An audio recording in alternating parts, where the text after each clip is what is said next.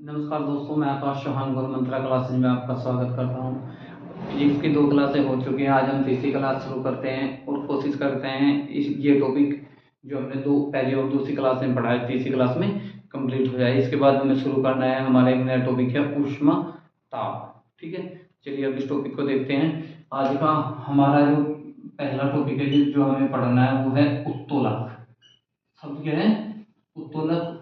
बात करते हैं इससे पहले एक नया शब्द हो रहा है मशीनरी, या कोई भी मशीन। किसी भी कार्य को आसानी से करने के लिए जिस साधन की जरूरत पड़ती है उसे क्या बोलते हैं हम? मशीन। यानी मशीन एक ऐसा साधन होता है जो किसी कार्य को आसानी से करने में हमारी सहायता करता है। कोई भी ऐसी मशीनरी जो एक निश्चित बिंदु के परित है अपने चारों ओर घूमने की क्षमता रखती हो, क्या कहलाता है? उत्तोलक। क्या कहलाता है वो? उत्तोलक। और उत्तोलक के कितने प्रकार हैं? 3 प्रकार। उत्तोलक के कितने प्रकार हैं? 3 प्रकार। चलिए हम डायरेक्ट अब पेपर की बात पे चलते हैं। एग्जाम में अक्सर यहाँ से क्या पूछा जाता है? कोई भी आपको एक एग्जाम्पल दे दिया जाएगा, जैसे नींबू निचोड़ने की मशीन किस प्रकार का उत्तोलक है, चिमटा किस प्रकार का उत्तोलक है, हल किस प्रकार का उत्तोलक है, हल किस प्रकार का उत्तोलक है। ठीक है, किसी भी उत्तोलक में 3 बिंदु मुख्य होते हैं। एक EFW। एफ को बोलते हैं जहां से उसे फिक्स किया जाता है। एफ को हम क्या बोलते हैं? जहां से उसे फिक्स किया जाता है, यानी जहां से उसे किसी पैच किसी भी या अन्य किसी माध्यम की सहायता से एक निश्चित जोड़ बना दिया जाता है जिसके परितः वह घूम सकता है। डब्लू, जहां से वह या तो कार्य करता है कुछ या कोई भार उठा सके। डब्लू का मतलब डब्लू से हम कार्य भी और डब्लू से भार भी, इसे भी हम इजीली याद कर सकते हैं। ई का मतलब होता है ई का मतलब होता है यहाँ एफर्ट। लेकिन हम इस बात को समझे कि जहां हम ऊर्जा लगाते हैं, जहां हम ऊर्जा लगाते हैं, जहां हम ऊर्जा लगाते हैं। ई एनर्जी, एफर्ट। एफर्ट को छोड़ देंगे, हम समझेंगे एनर्जी। और एफ का क्या मतलब? फिक्स, जहां से वो फिक्स होता है, जहां से उसे जिस बिंदु के परितः वह घूम सके। डब्लू, भार या कार्य, या जिस हिस्से से मशीन कार्य करती है, जिस हिस्से से वह भार को उठाती है। ठीक है, अब हम बात करते हैं प्रथम प्रकार के उत्तोलक कौन से हैं। प्रथम प्रकार के उत्तोलक कौन से हैं? प्रथम प्रकार के उत्तोलक किन्हें कहते हैं? जिनमें, ये बात समझनी मुझे, ई और एफ, ई और एफ, ई और एफ। अब ये तो हम आसानी से याद रख सकते हैं। पहला क्या होता है? ई, और दूसरे क्या हो? एफ। उसके बाद आए डब्लू, उसके बाद क्या है? डब्लू। यानी एक ऐसी मशीनरी जो मध्य बिंदु से तो फिक्स होती है, मध्य बिंदु से फिक्स होती है, उसके एक हिस्से पर एनर्जी लगाकर हम दूसरे हिस्से से कार्य कर सकते हैं, या कोई भार उठा सकते हैं, या कोई भार उठा सकते हैं। प्रथम प्रकार के उत्तोलक के उदाहरण क्या क्या हैं? प्रथम प्रकार के उत्तोलक के उदाहरण क्या क्या है? इस बात को हम आसानी से समझ सकते हैं, जैसे कैंची। पहला क्या है? कैंची प्लास, कैंची प्लास। अब हम इस बात को समझे। कैंची देखिए, जैसे हम इस साइड से कार्य करते हैं, यहां से उसे फिक्स कर दिया जाता है और इस वाले हिस्से से वह कार्य करती है। ठीक है, एक दूसरा देख सकते हैं हम। कील उखाड़ने की मशीन, कील उखाड़ने की मशीन, कील उखाड़ने की मशीन। और साइकिल के ब्रेक। और तीसरा क्या है? साइकिल के ब्रेक, साइकिल के ब्रेक, साइकिल के ब्रेक। ठीक है, चलिए एक बार अब इसे अपनी भाषा में समझते हैं। कैंची से हम याद रखेंगे जिसके एक हिस्से से हम एनर्जी देते हैं, मध्य वाला हिस्सा उसका फिक्स होता है, जहां से वो किसी भी बिंदु के अपने बिंदु के परितः घूम सकती है, और सामने वाला हिस्सा उसका कार्य करता है, सामने वाला हिस्सा उसका कार्य करते हैं। तो ई एफ, आपको एक शब्द याद रखना है बस, ई और एफ। मुझे इंग्लिश में क्या पढ़ा है? ई के बाद क्या आता है? एफ। एफ का मतलब है फिक्स, ई का मतलब एनर्जी, जहां से आप एनर्जी देंगे मशीनरी को, और डब्लू जहां से आप कार्य करते हैं या वह कोई भार, वेट उठाती है। ठीक है, जब हम तीनों को देख लेंगे तब जाके इजीली समझ में आएगा तीनों में अंतर क्या है। अब देखिए तीसरे में दूसरा उत्तोलक का, पर ये तो है प्रथम प्रकार का उत्तोलक, और ये है द्वितीय प्रकार का उत्तोलक। ये क्या है? द्वितीय प्रकार का उत्तोलक। द्वितीय प्रकार के उत्तोलक में क्या होता है, एफ बाहर चला जाता है, एफ क्या होता है, अपना स्थान बदल लेता है। फिक्स कौन है, अभी भी ई, यानी ई को एफ के पास नहीं रहना, वो दूर चला जाता है।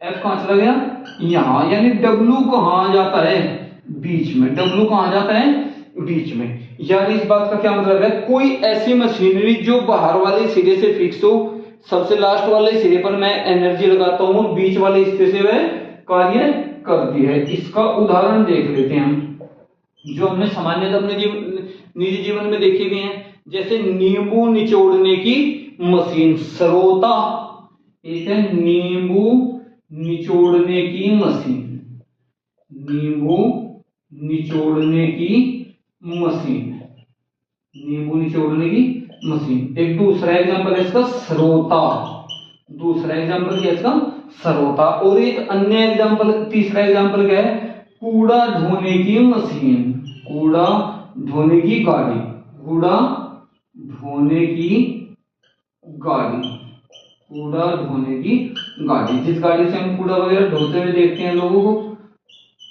तीन एग्जांपल, ठीक है। अब एक बात समझिए, हम नींबू निचोड़ने की मशीन अगर कोई हमसे अचानक से पूछे तो हम कैसे याद रखेंगे, नींबू निचोड़ने की मशीन अगर कोई हमसे अचानक से पूछे तो हमें कैसे याद रहेगा।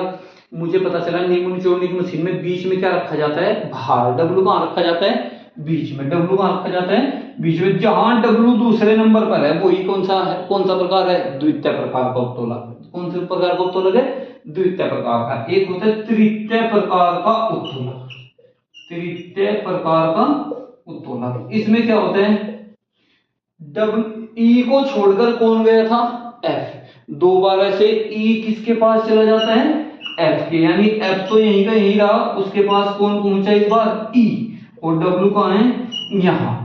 यानी इस बार किनारे से फिक्स है, लेकिन जो हम एनर्जी लगाते हैं, जो हम ऊर्जा लगाते हैं, वो किस भाग पर लगाते हैं, मध्य भाग पर। किस भाग पर लगाते हैं, मध्य भाग पर। इसके उदाहरण क्या क्या हैं, उदाहरण भी आपने सामान्य जीवन में देखा है। पहला जैसे चिमटा, एक उदाहरण क्या है इसका, चिमटा। दूसरा हल, जोतने का हल, जोतने का हल। जो हल होता है किसान सामान्यतः प्रयोग करता है, जोतने का हल। मनुष्य का हाथ, तीसरा क्या है, मनुष्य का हाथ, मनुष्य का हाथ, मनुष्य का हाथ, ठीक है। एक बार हम दोबारा समझते हैं, ई के बाद एफ आता है, फिर कौन आता है, डब्ल्यू। जब द्वितीय पर, ये प्रथम प्रकार का उत्तोलक है, ई और एफ साथ है, मुझे पता है एबीसीडी में ई और एफ क्या होते हैं, एक साथ होते हैं, ठीक है। उसके बाद एफ क्या करता है, ई को छोड़कर चला जाता है, यानी ई तो यहीं का यहीं है, यहां डब्ल्यू आ गया, यहां कौन आया, एफ आ गया। अगर मैं तीसरा प्रकार देखता हूं, अब ई को फिर किसकी जरूरत हुई, एफ की, तो ये डब्ल्यू यहां आ जाता है, और यहां कौन रह जाता है, ई, और यहां कौन चला जाता है, एफ। यहां कौन चला जाता है, एफ। चलिए एक बार इस बात को हम दोबारा समझते हैं।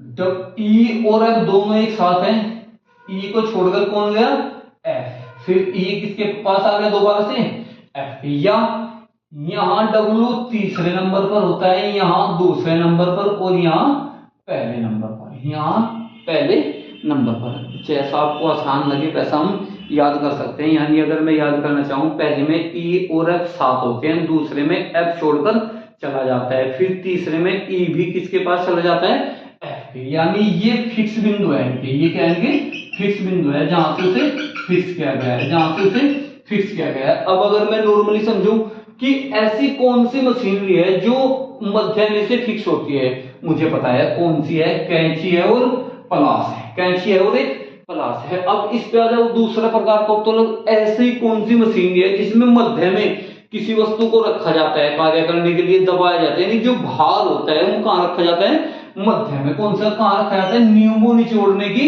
मशीन। ये रही नींबू निचोड़ने की मशीन, नींबू निचोड़ने की मशीन। तीसरा हम देखते हैं W E F, W E F. ये क्या है कि साइड वाले किनारे से, एक साइड से तो फिक्स होती है, मध्य बिंदु पर हम एनर्जी लगाते हैं। एनर्जी कहां लगाते हैं, मध्य बिंदु पर। और अंतिम भाग से या पहले भाग से हम कोई भी वस्तु उठा सकते हैं। जैसे हम देखते हैं चिमटा, जैसे उदाहरण क्या इसका एक चिमटा होता है, उदाहरण क्या होता है इसका एक चिमटा होता है। ठीक है, इस प्रकार हम पहले प्रथम प्रकार का उत्तोलक, द्वितीय प्रकार का उत्तोलक, तृतीय प्रकार का उत्तोलक बता सकते हैं। ई एफ, फिर दूसरे में ई को छोड़कर कौन चला जाता है, एफ। फिर तीसरे में क्या होता है, ई भी किसके पास खिसक जाता है दोबारा से, एफ के। दोबारा से किसके पास खिसक जाता है, एफ के। देखिए मैंने भी थोड़ा सा इसे पढ़ा है दोबारा से, मुझे लगता था एक बार मैं हल्का सा पढ़ूंगा तो मुझे याद रह जाएगा, लेकिन ऐसा कुछ नहीं है। थोड़े टाइम के बाद इनमें ना खुद से ही डाउट होना शुरू हो जाता है, शायद ये हो, शायद द्वितीय प्रकार को, शायद तृतीय प्रकार को। इसलिए एक बार इसे अच्छे से पढ़ना जरूरी है। ई एफ, ई को छोड़कर कौन चला गया, एफ। दोबारा ई किसके पास चला गया, एफ के। ठीक है, या ये बात समझ सकता हूं, पहले बाहर वाला हिस्सा कोई वस्तु उठाता है, पहले बाहर वाला हिस्सा कोई वस्तु उठाता है। ठीक है, दूसरे में क्या क्या करते हैं, वस्तु कहां आ जाती है, मध्य में आ जाती है। और तीसरे में क्या करते हैं, एनर्जी कहां आ जाती है, मध्य में। एनर्जी कहां आ जाती है, मध्य में। ठीक है, चलिए देखते हैं नेक्स्ट, चलिए देखते हैं अब कुछ क्वेश्चन है। उपग्रहों का कक्षीय वेग और उपग्रहों का पलायन वेग। ठीक है, जैसे पृथ्वी का पलायन वेग कितना है, 11.2 किलोमीटर प्रति सेकंड। चंद्रमा का पलायन वेग कितना है, 2.4 किलोमीटर प्रति सेकंड। उनसे रिलेटेड कुछ क्वेश्चंस हैं। ठीक है, चलिए हम देखते हैं। सबसे पहले कक्षीय वेग शब्द है, इसके बारे में हम थोड़ा डिटेल से पढ़ते हैं। कक्षीय वेग, कक्षीय वेग। ठीक है, चलिए शुरू करते हैं। एक फॉर्मूला था जो न्यूटन ने बताया था, F बराबर G M E M. M E का मतलब है mass of earth upon R square, upon R square. जो कक्षीय वेग है, कक्षीय वेग का मतलब किसी पिंड के चारों ओर गति, जब चारों ओर गति करेगा, वृत्तीय पथ पर गति करेगा, तो कौन सा अभिकेंद्र बल, कौन सा बल कार्य करेगा, अभिकेंद्र बल। अभिकेंद्र बल का फॉर्मूला F बराबर M V square upon R. F बराबर M V square upon R. ये भी F की वैल्यू है और ये भी F की वैल्यू है।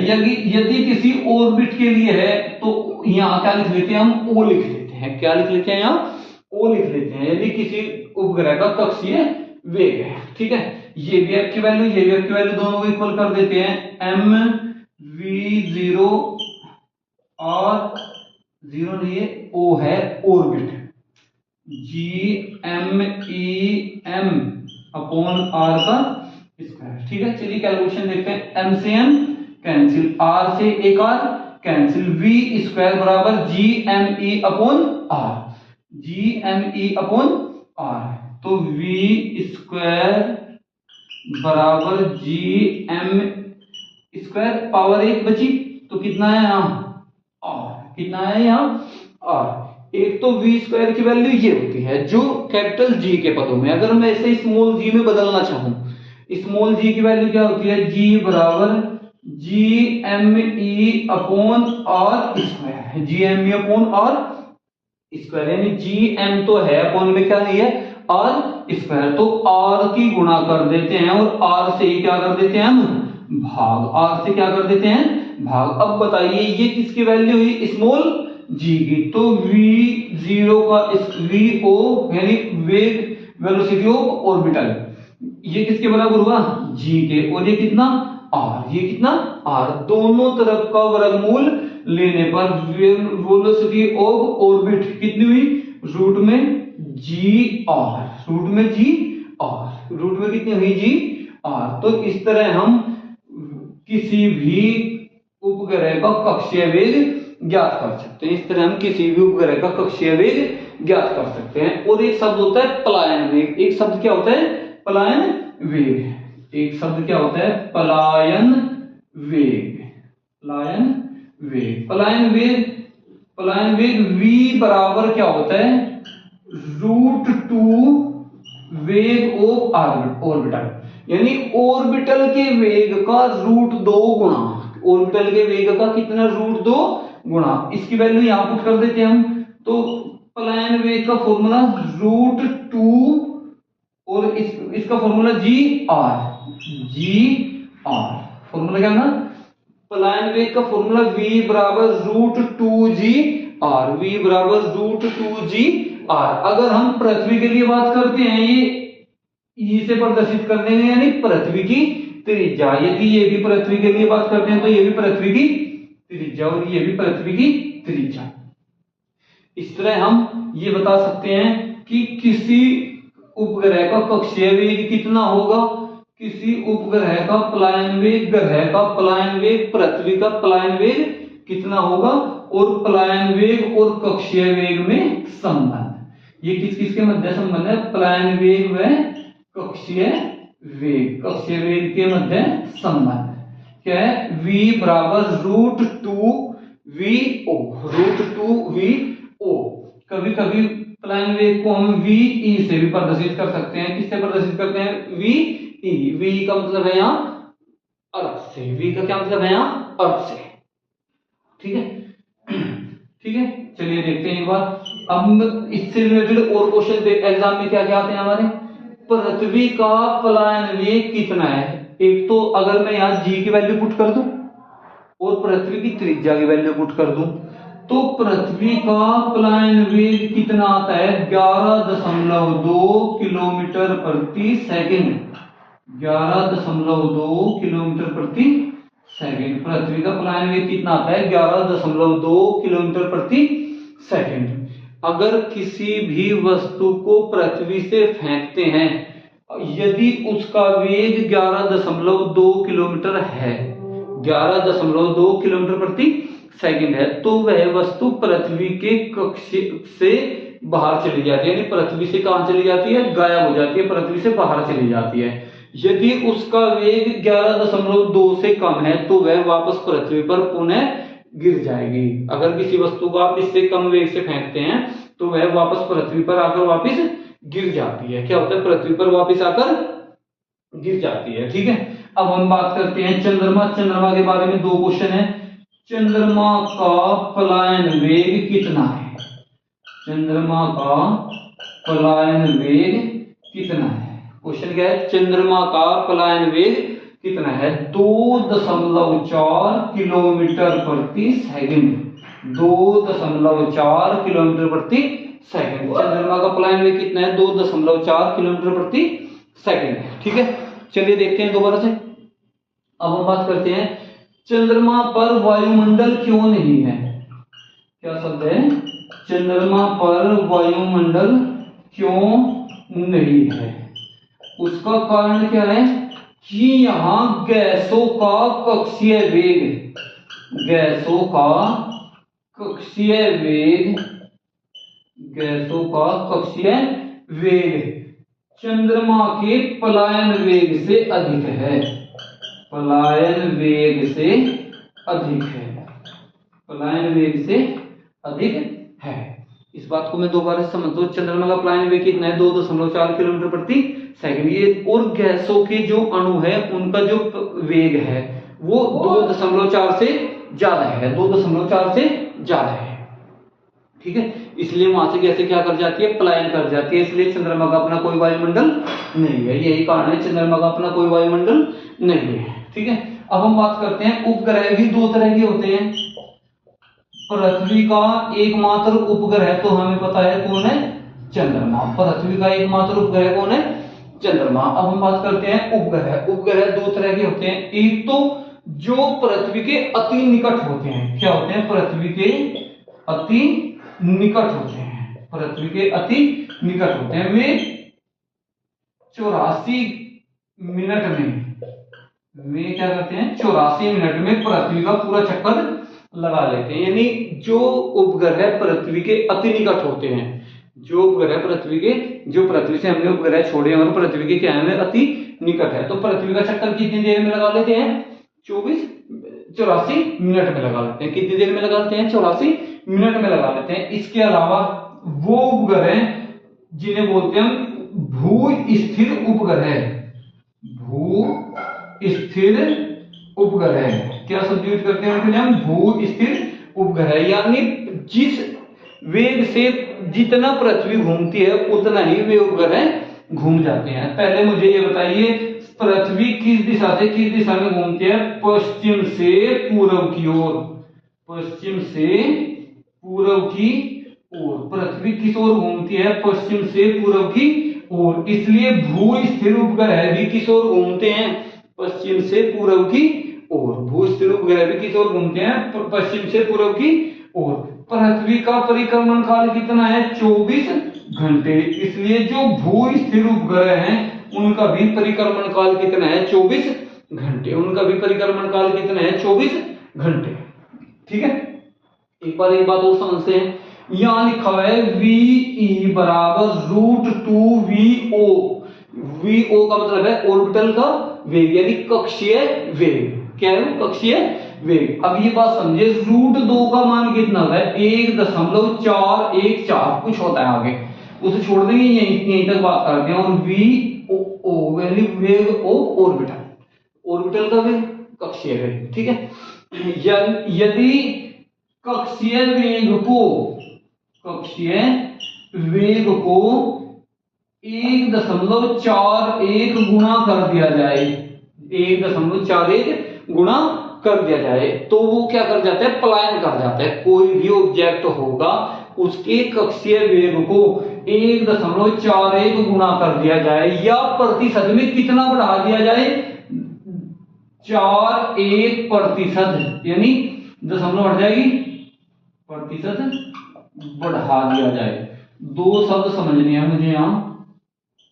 यदि किसी उपग्रह के या किसी ग्रह के कक्षीय वेग को, या कोई भी ऑब्जेक्ट है जिसके कक्षीय वेग को हम 1.41 गुना बढ़ा दे, या 41, यहां से दशमलव हटाएंगे हम, 0.41 है, प्रतिशत का निशान हटाने के लिए बटे में 100 से प्रतिशत में बदलने के लिए किसकी गुणा करेंगे हम? 100 की। तो 100 से 100 कैंसिल हो जाता है, तो कितना बचता है? 41। कितना बचता है? 41। यानी किसी उपग्रह के कक्षीय वेग को अगर मैं 41% बढ़ा दूं तो भी वो पलायन कर जाएगा, यानी पृथ्वी से दूर चला जाएगा। और या उसे कितना गुना, अगर गुना में पूछा जाए 1.41 गुना, अगर प्रतिशत में पूछा जाए 41% आंसर होगा। यदि प्रतिशत में पूछा जाए क्या आंसर होगा?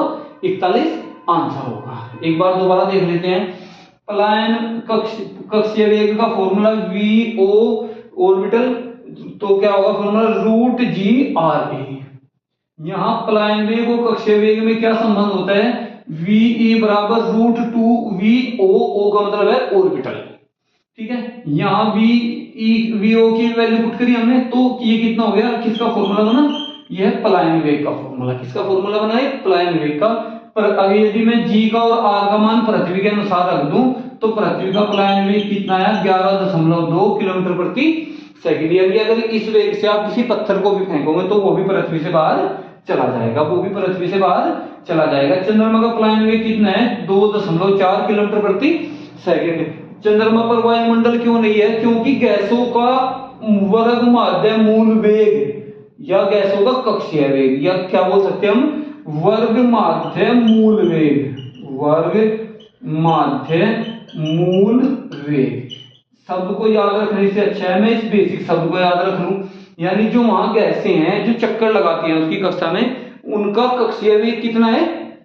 उनका कक्षीय वेग चंद्रमा के पलायन वेग से अधिक है, इसलिए वे चंद्रमा से पलायन कर जाती है, इसलिए वो चंद्रमा से पलायन कर जाती है। जो पृथ्वी के निकट के उपग्रह हैं वो कितनी देर में पृथ्वी का चक्कर लगाते हैं? 84 मिनट में। और भू स्थिर उपग्रह जो पृथ्वी के सापेक्ष स्थिर रहते हैं। पृथ्वी किस ओर घूमती है? पश्चिम से पूर्व की ओर, तो वो भी किस ओर घूमती है? पश्चिम से पूर्व की ओर। तो वो पृथ्वी का चक्कर कितने समय में लगाते हैं? उनका परिक्रमण काल कितना है? 24 घंटे। उनका परिक्रमण काल कितना है? 24 घंटे। ठीक है, चलिए देखते हैं नेक्स्ट टॉपिक।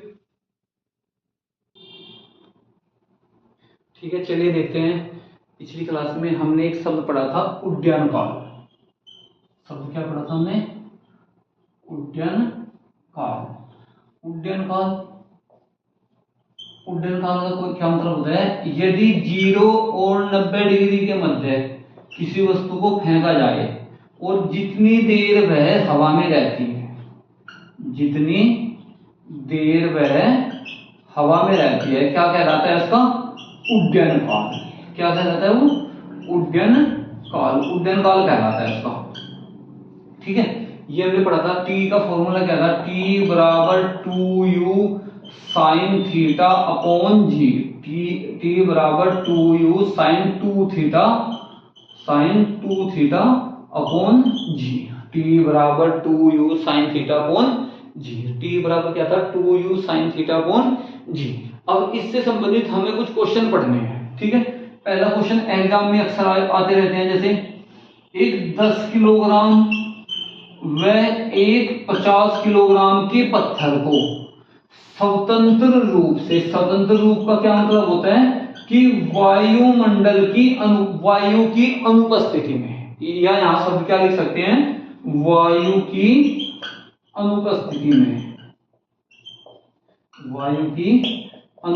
में फेंका जाता है। देखिए अगर वायु होगी तो वायु के प्रतिरोध के कारण दोनों के समय में क्या होगा, कुछ ना कुछ अंतर आएगा। यानी अगर मैं ऊपर से एक 50 किलो का पत्थर फेंक तो 10 किलो का, तो 50 किलो का जाहिर सी बात है पहले आ जाएगा। और यदि वायु की क्या हो, अनुपस्थिति हो, तो उड्डयन काल का क्या मतलब है, कितनी देर हवा में रहेंगे। उड्डयन काल का क्या अर्थ है, कितनी देर हवा में रहेंगे। अब बात करते हैं उड्डयन काल का फॉर्मूला क्या है, टी बराबर 2u साइन 2 थीटा अपॉन जी। टी बराबर 2u साइन 2 थीटा अपॉन जी। टी बराबर 2u साइन थीटा अपॉन जी। अब बताइए इसमें कहीं m का जिक्र है क्या, मास का जिक्र है क्या, द्रव्यमान का कहीं फॉर्मूले में जिक्र है क्या, तो इसमें कहीं टी के फॉर्मूले में किसका जिक्र नहीं है, कहीं m। यानी टी किस पर निर्भर नहीं करता, m पर निर्भर नहीं करता, यानी टी किस पर निर्भर नहीं करता, टी m पर निर्भर नहीं करता। टी किस पर निर्भर नहीं करता, m पर निर्भर नहीं करता। इसलिए यदि दोनों को एक साथ फेंका जाए तो दोनों एक साथ पृथ्वी पर पहुंचेंगे।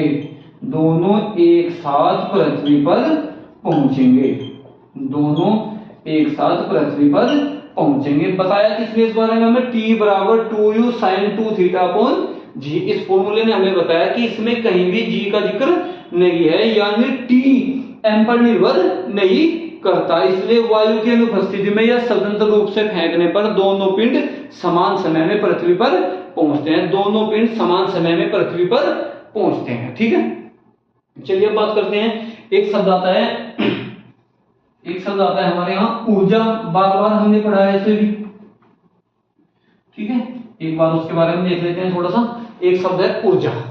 शब्द क्या है, ऊर्जा, ठीक है। एक शब्द हमने पढ़ा था कार्य, एक शब्द हमने पढ़ा था शक्ति। शब्द क्या पढ़ा था एक हमने, शक्ति। ये पिछले टॉपिक का आपका हल्का सा रिवीजन होगा और इसमें थोड़ा सा हम कुछ नया ऐड कर लेंगे। कार्य W बराबर क्या होता है, F d cos theta. W बराबर क्या होता है, एफ डी कोस थीटा। तो कार्य करने की दर क्या कहलाती है, शक्ति। यानी शक्ति P बराबर W अपॉन टी। P बराबर क्या होता है, W अपॉन टी। P बराबर क्या होता है, W अपॉन टी। इस बात को मुझे दोबारा से समझना, थोड़ा ध्यान से समझना है, ठीक है। यदि अब बताइए मुझे कोस 0 का मान कितना होता है, कोस 0 डिग्री का मान कितना होता है, 1। और कोस 90 डिग्री का मान कितना होता है, कोस 90 डिग्री का मान कितना होता है, 0। कोस 90 डिग्री का मान कितना होता है, 0, ठीक है। ये हमें उन सभी क्वेश्चनों का आंसर दे देगी जो हमें एग्जामिनर पूछ सकता है, ठीक है। पहला क्वेश्चन, यदि एक कुली सिर पर भार रखकर, यानी सिर पर कोई वजन रखकर चलता है, तो आप बताइए मुझे, चलना इस दिशा में और भार कहां रखा हुआ है, उस दिशा में। यदि इसका क्या अर्थ हुआ कि विस्थापन की और बल की दिशा के मध्य कितने का कोण है, 90 डिग्री का। यदि कोई कुली सर पर भार रखकर 10 मीटर, 50 मीटर, 100 मीटर चलता है, तो उसके द्वारा किया गया कार्य कितना होगा, W बराबर क्या होगा, शून्य। W बराबर क्या होगा, उसके द्वारा किया गया कार्य शून्य, क्योंकि यहाँ बल की दिशा और विस्थापन की दिशा एक दूसरे के लंबवत है। बल की दिशा और विस्थापन की दिशा क्या है, एक दूसरे के लंबवत है, इसलिए किया गया कार्य कितना होगा, शून्य होगा। क्योंकि अगर 90 डिग्री है थीटा का मान, तो कोस 90 डिग्री का मान कितना होता है, 0, इसलिए W बराबर कितना हो जाएगा, 0। दूसरा, कार्य कब अधिकतम होगा, मैक्सिमम कब होगा, किया गया कार्य अधिकतम कब होगा। W बराबर एफ डी कोस थीटा, यानी D और F के मध्य कोण कितने डिग्री का हो, 0 डिग्री का, यानी जिस दिशा में बल लगाया गया उसी दिशा में विस्थापन हो, जिस दिशा में बल लगाया गया उसी दिशा में क्या हो, विस्थापन हो, यानी F और D के मध्य कितने डिग्री का कोण हो, 0 डिग्री का।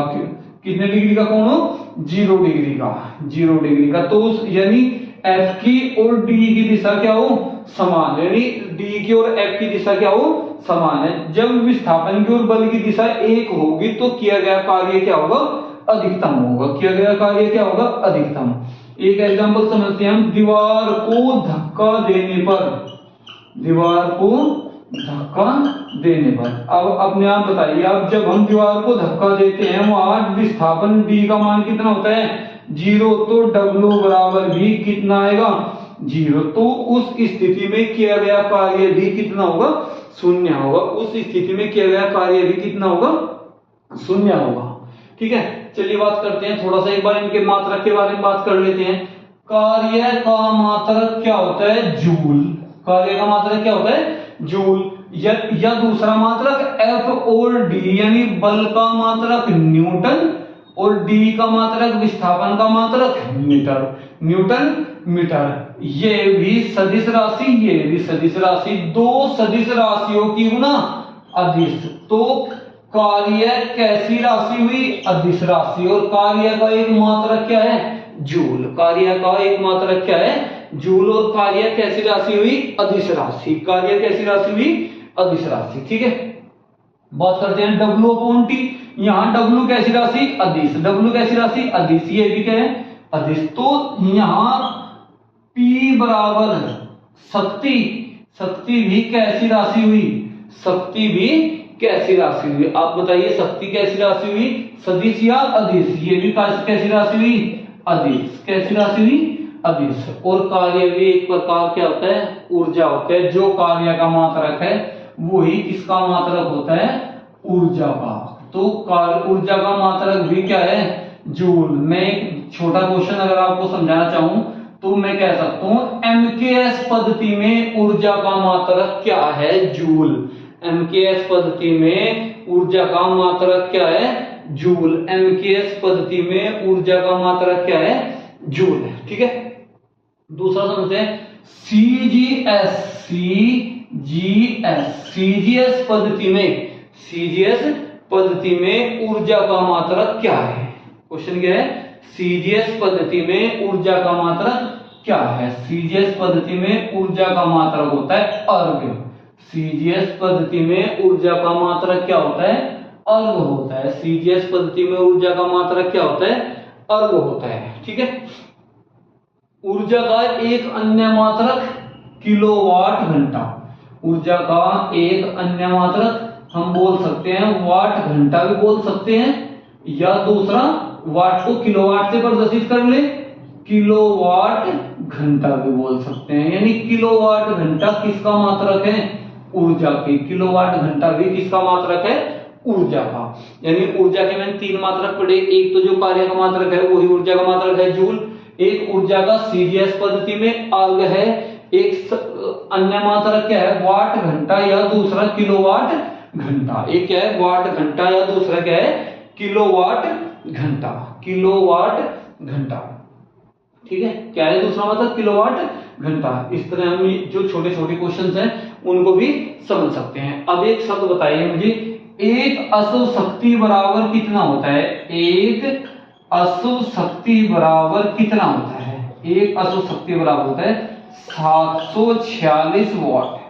746 वाट, यानी एक अशुभ शक्ति बराबर कितनी ऊर्जा होती है, 746 वाट। हमारे एग्जाम में अगर क्वेश्चन पूछ लिया जाए 1000 वाट कितने 1000 वाट कितने अश्व शक्ति यानी हॉर्स पावर के बराबर है। 1000 वाट कितने हॉर्स पावर के बराबर है। तो 1000 को किससे डिवाइड कर देंगे हम 746 से। 1000 को किससे डिवाइड कर देंगे हम 746 से। तो कितना आएगा 1.34 1.34 कितना आएगा 1.34 वाट 1.34 HP यानी 1000 वाट किसके बराबर होता है 1.34 हॉर्स पावर के 1.34 हॉर्स पावर के। ये हमने पहले भी पढ़ा है। एक अश्व शक्ति बराबर 746 वाट होता है।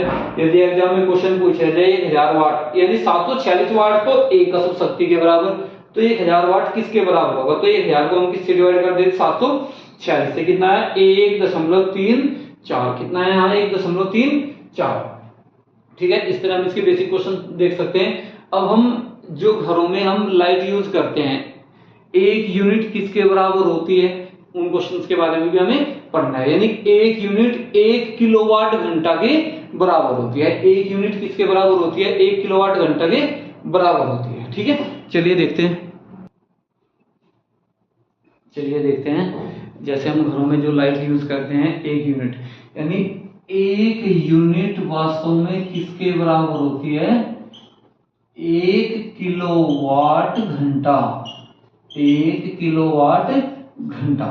यानी अगर कोई क्वेश्चन दे दिया जाए जैसे 100 वाट का एक बल्ब है 4 दिन तक प्रत्येक दिन 6-6 घंटे तक जलाया जाता है, तो कितने लाइट कितनी यूज होगी या कितने यूनिट लाइट प्रयोग होगी। तो हम एक यूनिट ज्ञात करने के लिए किस तरह करते हैं वाट, जितने भी वाट प्रयोग किए गए, जितने घंटे प्रयोग किया जाता है गुणा जितने दिन तक प्रयोग किया जाता है और किससे डिवाइड कर देते हैं 1000 से। तो इस तरह हम क्या ज्ञात कर सकते हैं घर में प्रयोग की जाने वाली यूनिट लाइट यूनिट। ठीक है, घर में प्रयोग की जाने वाली जो लाइट है उसकी कितनी यूनिट हमने खर्च की है, उसकी कितनी यूनिट हमने खर्च किया है। जैसे एक व्यक्ति बोलता है कि एक व्यक्ति के घर में 4 बल्ब हैं और प्रत्येक बल्ब 50 वाट का है और प्रत्येक बल्ब को एक दिन में 6 घंटे तक जलाया जाता है, तो 10 दिन में कितनी यूनिट खर्च होंगी। तो हम क्या यूज करते हैं 50 गुना 4 50 चौका 200 यानी 200 तो वाट वह यूज करता है। प्रतिदिन कितने घंटे 6 घंटे, कितने दिन तक 10 दिन तक। और किससे डिवाइड करते हैं हम इसे 1000 से। किससे डिवाइड करते हैं इसे 1000 से। 1 2 3 1 2 3 6 दूनी 12, तो कितनी यूनिट खर्च करते हैं हम 12 यूनिट। कितनी यूनिट खर्च करते हैं हम 12 यूनिट खर्च करते हैं। इस तरह हम किसी भी क्वेश्चन को देखकर ये बता सकते हैं कितनी यूनिट हम खर्च कर सकते हैं। ठीक है, ये सभी किससे संबंधित है ऊर्जा से संबंधित है। किससे संबंधित है सभी क्वेश्चन ऊर्जा से। अब बताइए जैसे हम घर में जो लाइट यूज करते हैं जो बल्ब यूज करते हैं तो बल्ब का काम क्या होता है। बल्ब विद्युत ऊर्जा को प्रकाश ऊर्जा में बदलता है। बल्ब क्या काम करता है विद्युत ऊर्जा को। बल्ब का काम क्या है कि बल्ब विद्युत ऊर्जा को किस में बदलता है ऊष्मा प्लस प्रकाश। ऊष्मा ऊर्जा में भी बदलता है और कुछ अधिकतर को किस में बदलता है प्रकाश ऊर्जा में बदलता है। ऊष्मा ऊर्जा में भी बदलता है और प्रकाश ऊर्जा में भी बदलता है। ठीक है, चलिए देखते हैं नेक्स्ट ऊर्जा से संबंधित थोड़े से और क्वेश्चन देख लेते हैं। ठीक है, अगर एक नॉर्मल क्वेश्चन आपके सामने पूछा जाए आपसे यह बताइए सूर्य से हमें किस प्रकार की ऊर्जा प्राप्त होती है।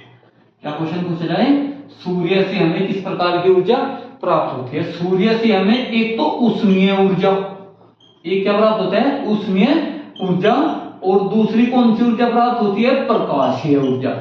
कौन सी ऊर्जा प्राप्त होती है प्रकाशीय ऊर्जा। सूर्य की ऊर्जा का क्या कारण है ये हम आगे भी पढ़ेंगे टॉपिक में। अब भी देख लेते हैं क्या है नाभिकीय संलयन। नाभिकीय संलयन सूर्य की ऊर्जा का क्या कारण है नाभिकीय संलयन है। सूर्य की ऊर्जा का क्या कारण है नाभिकीय संलयन है।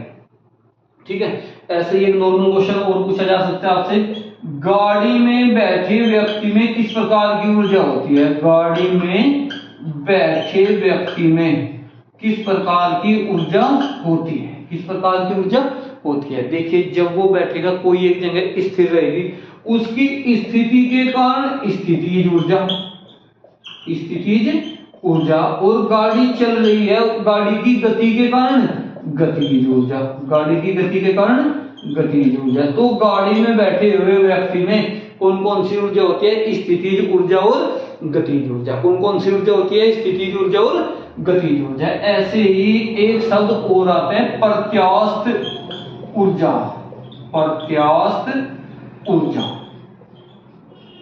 प्रत्यास्थ ऊर्जा।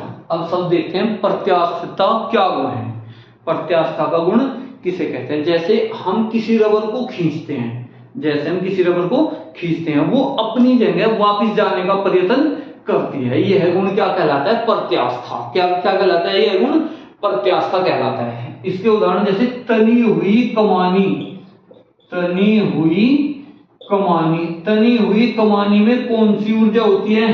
प्रत्यास्थ ऊर्जा। तनी हुई कमानी में कौन सी ऊर्जा होती है? प्रत्यास्थ ऊर्जा। इसके अलावा हम दूसरा एग्जांपल देखते हैं इसका, दूसरा एग्जांपल देखते हैं हम इसका। तनी हुई कमानी, खींची हुई खींची हुई रबर, खींची हुई रबर। जैसे हम किसी रबर को खींच लेते हैं, वो क्या करते हैं? वापस उसी स्थिति पर जाने का प्रयास करती है, तो क्या कहलाती है? खींची हुई रबर में भी कौन सी ऊर्जा होती है? प्रत्यास्थ ऊर्जा। और दूसरा मुड़ी हुई धातु, जैसे कोई लोहे की पत्ती लेते हैं, उसे झुका लेते हैं, तो क्या करते हैं? वापस अपनी स्थिति में जाने का प्रयास करती है। मुड़ी हुई धातु, मुड़ी हुई धातु, मुड़ी हुई धातु। जैसे कोई धातु का तार होता है, वायर होती है, हम मोड़ देते हैं, तो वो क्या करते हैं? वापस अपनी स्थिति में जाने का प्रयत्न करती है। तो मुड़ी हुई धातु में भी कौन सी ऊर्जा होती है? प्रत्यास्थ ऊर्जा। प्रत्यास्था का गुण क्या है? वह गुण जिसके कारण वह अपनी पूर्व अवस्था को प्राप्त करने का प्रयत्न करती है, क्या कहलाती है? प्रत्यास्थ ऊर्जा कहलाती है। क्या कहलाती है? प्रत्यास्थ ऊर्जा। एक है गुरुत्वीय ऊर्जा। क्या है? एक शब्द ऐसा ही क्या है? गुरुत्वीय ऊर्जा, गुरुत्वीय ऊर्जा। एक शब्द देखते हैं हम, शब्द क्या है? गुरुत्वीय ऊर्जा, गुरुत्वीय ऊर्जा।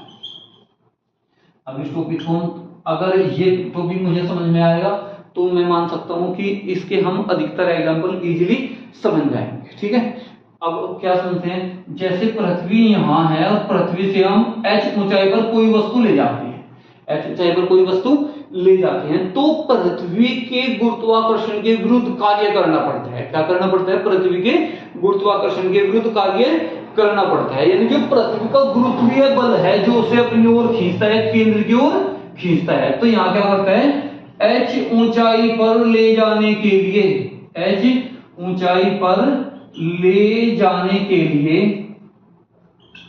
गुरुत्वीय बल के विरुद्ध किया गया कार्य, गुरुत्वीय बल के विरुद्ध कार्य करने के लिए आवश्यक ऊर्जा, कार्य करने के लिए आवश्यक ऊर्जा, आवश्यक ऊर्जा क्या कहलाती है? गुरुत्वीय ऊर्जा। क्या कहलाती है? गुरुत्वीय ऊर्जा। यानी पृथ्वी से हम किसी पत्थर को ऊपर उठाने की कोशिश करते हैं, तो हमें एक ऊर्जा व्यर्थ करनी पड़ती है, यानी एक बल लगाना पड़ता है, ऊर्जा लगानी पड़ती है। ठीक है, वह ऊर्जा क्या कहलाती है? गुरुत्वीय ऊर्जा। यानी पृथ्वी के गुरुत्वीय बल के विरुद्ध कार्य करना होता है, पृथ्वी के गुरुत्वीय बल के विरुद्ध कार्य करना होता है। ठीक है, जैसे मैं एक बात समझू, कोई पत्थर पृथ्वी पर पड़ा हुआ है, कोई पत्थर क्या है? ये हमारी पृथ्वी और यहाँ कोई पत्थर पड़ा हुआ है, तो क्वेश्चन पूछा जाए उसकी गुरुत्वीय ऊर्जा कितनी होगी? पड़े हुए पत्थर, पड़े हुए पत्थर की, जो पृथ्वी पर पत्थर पड़ा है उसकी गुरुत्वीय ऊर्जा कितनी होगी? h ऊंचाई तो उसने प्राप्त ही नहीं करी, जब h ऊंचाई प्राप्त नहीं करेगा तो गुरुत्वीय ऊर्जा की भी कोई आवश्यकता नहीं होगी। यानी इस स्थिति में उसकी गुरुत्वीय ऊर्जा कितनी होगी? शून्य। इस स्थिति में उसकी गुरुत्वीय ऊर्जा कितनी होगी? शून्य। और प्रत्यास्थ ऊर्जा, गुरुत्वीय ऊर्जा सभी के सभी किसके रूप हैं? स्थितिज ऊर्जा के। सभी के सभी किसके रूप हैं? स्थितिज ऊर्जा के, स्थितिज ऊर्जा के रूप है। एक प्रत्यास्थ ऊर्जा, प्रत्यास्थता का गुण जिसके कारण वापस अपनी स्थिति में जाने का प्रयत्न करती है और प्रयत्न के लिए जो ऊर्जा आवश्यक होती है प्रत्यास्थ ऊर्जा कहलाती है। गुरुत्वीय बल किसी पत्थर को पृथ्वी से ऊपर उठाने के लिए पृथ्वी के गुरुत्वीय बल के विरुद्ध कार्य करना होता है। कार्य करने के लिए आवश्यक ऊर्जा क्या कहलाती है? गुरुत्वीय ऊर्जा। अब गुरुत्वीय ऊर्जा से संबंधित एग्जाम्पल बहुत सारे हैं जो हमारे पेपर में पूछे जाते हैं। चलिए उनको देखते हैं। पहला एग्जाम्पल चलिए देखते हैं। शब्द पढ़ा था हमने गुरुत्वीय ऊर्जा।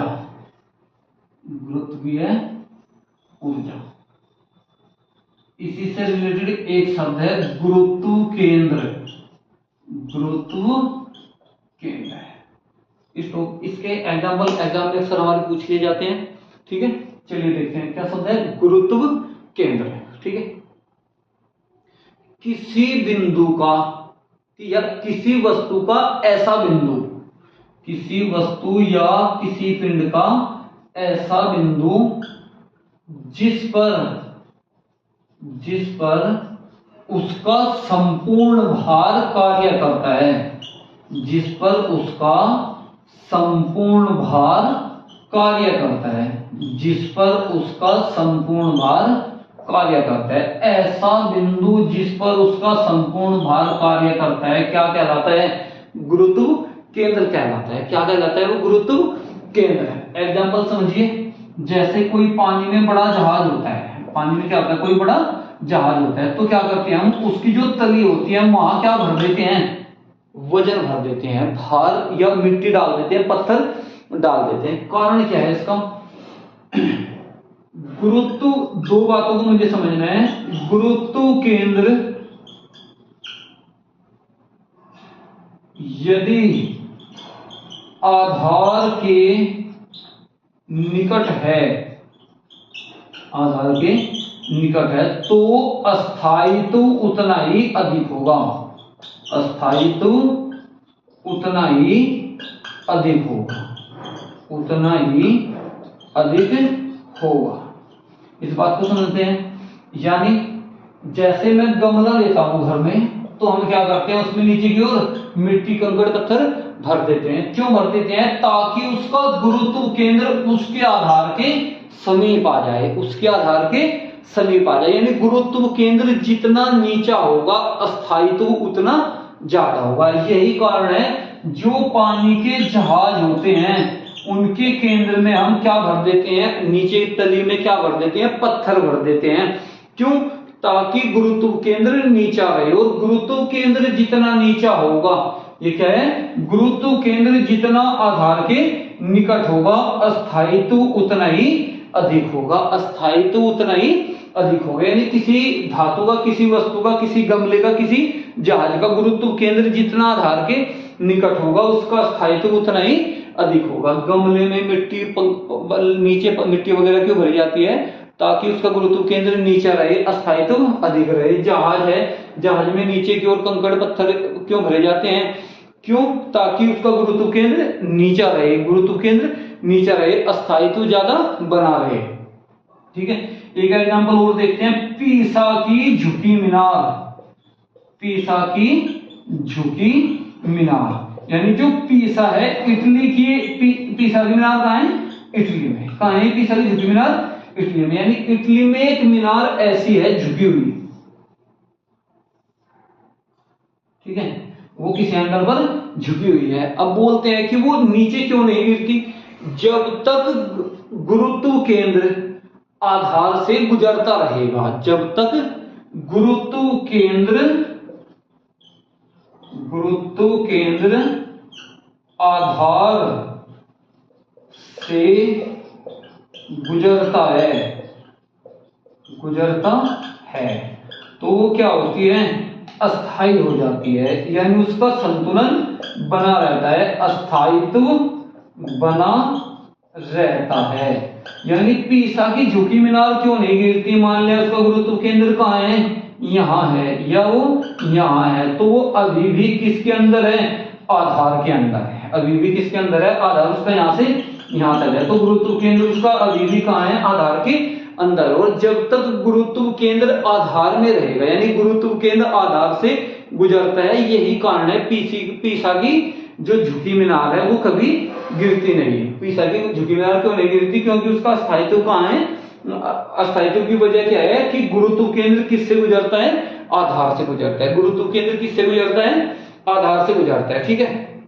इसके अलावा एक एग्जांपल देखिए, जैसे कोई व्यक्ति पहाड़ों पर चढ़ता है, क्या करता है? वो पहाड़ों पर चढ़ता है तो वो आगे की ओर झुक जाता है, आगे की ओर झुक जाता है। तो झुक जाने का कारण क्या है? वो क्या करता है कि उसका गुरुत्व केंद्र उसके पैरों के बीच में बना रहे। किस लिए झुकता है? कि जैसे वो ऐसे बैंड होगा तो उसका गुरुत्व केंद्र कहां बना रहे? उसके पैरों के बीच में, यानी गुरुत्व केंद्र पैरों के मध्य, पैरों के मध्य, यानी गुरुत्व केंद्र कहां बना रहे? पैरों के मध्य। गुरुत्व केंद्र से संबंधित 3-4 क्वेश्चन है, सभी को देख लेते हैं। गुरुत्व केंद्र किसे कहते हैं? ऐसा बिंदु जिस पर संपूर्ण भार कार्य करता है, ऐसा बिंदु जिस पर संपूर्ण भार कार्य करता है। अस्थायित्व के लिए क्या कंडीशन है कि गुरुत्व केंद्र आधार के जितना निकट होगा उतना ही अस्थायित्व अधिक होगा, और गुरुत्व केंद्र की जो रेखा है आधार से मिलाने वाली वो आधार से मिलनी चाहिए, तब भी उसका संतुलन बना रहता है। यही कारण है पीसा की झुकी मीनार क्यों नहीं गिरती? क्योंकि उसका गुरुत्व केंद्र किससे गुजरता है? आधार से। जैसे कोई जहाज है उसमें कंकड़ पत्थर भर दिए जाते हैं ताकि उसका गुरुत्व केंद्र कहां रहे? नीचा रहे। गुरुत्व केंद्र जितना नीचा रहेगा अस्थायित्व उतना ही ज्यादा होगा। जैसे कोई गमला है, आधार में उसकी क्या भर दी जाती है? कंकड़ पत्थर, मिट्टी भर दी जाती है ताकि उसका गुरुत्व केंद्र नीचा रहे। गुरुत्व केंद्र जितना नीचा रहेगा आधार अस्थायित्व उतना ही ज्यादा रहेगा। पहाड़ पर चढ़ते समय व्यक्ति केंद्र की आगे की ओर झुक जाता है ताकि उसका गुरुत्व केंद्र कहां रहे? उसके पैरों के मध्य रहे। गुरुत्व केंद्र कहां रहे? पैरों के मध्य रहे। इसलिए संतुलन को बनाए रखने के लिए कंडीशन क्या है? आधार के समीप होना चाहिए गुरुत्व केंद्र, और आधार को गुरुत्व केंद्र को मिलाने वाली रेखा लंबवत हो, यानी गुरुत्व केंद्र को आधार से मिलाने वाली रेखा आधार से गुजरनी चाहिए 90 डिग्री के कोण पर। ठीक है, यानी गुरुत्व केंद्र अगर यहाँ है तो उसके आधार से उसकी सीमा, उसकी रेखा गुजरनी चाहिए। ठीक है, चलिए नेक्स्ट क्लास देखते हैं हम। ऊष्मा ताप। नेक्स्ट क्लास क्या होगी हमारी? ऊष्मा और ताप।